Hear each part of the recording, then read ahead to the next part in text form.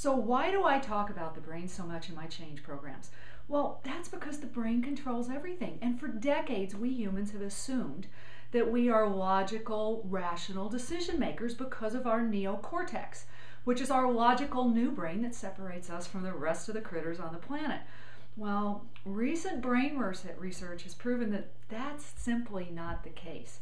In fact, we are dominated by our old brain, which is comprised of our emotional and instinctual brain and all of the inherent programming that comes with it. In fact, over 95% of our behaviors are dominated by, you guessed it, our old brain. We aren't totally rational decision makers. And that is why we get in the way of our success in business, our ability to change and adapt as our economies and markets change and adapt all around us, because our brain is programmed to avoid change. Here's a couple of ways that that happens. We take in over 2 million bits of information per second. Now, our old brain actually processes that, and it decides when our new brain and our logic will get involved. Other than that, our old brain dominates, and our old brain decides about that information based on what are called metaprograms.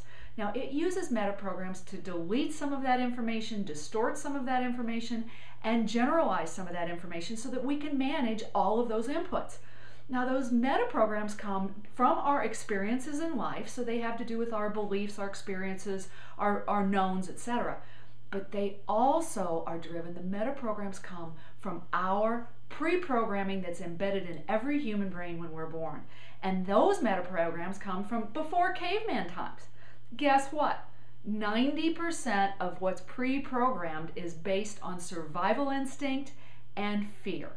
So as we think we're making rational business decisions, we're actually being driven by what happened in our childhood, what happened when we were having a heyday of a business and the economy was growing and everything was great, and what happened to our caveman ancestors. That's why we get in the way of change, because our brains don't want us to change. In fact, they're programmed to avoid change. For example, we're programmed to stick with the herd. When we agree with a group, we get a pleasure response, a reward from our brain. When we disagree with that group and step outside of what's the common group think, we get an error message telling us wrong. So that keeps us sticking with what everybody else believes. And how can you adapt to change when you're stuck in the way you've always done it based on what everybody else in your organization thinks? Now, we also have what's known as the status quo bias, and that bias forces us to choose what's in play today, the way we're doing it today, the current situation, in absence of any rational need to change.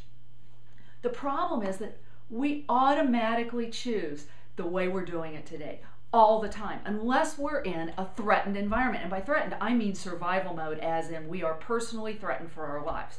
Now, that status quo bias, I believe, is one of the biggest blocks to us being able to evolve and change, to keep pace with and stay relevant in our markets and economies.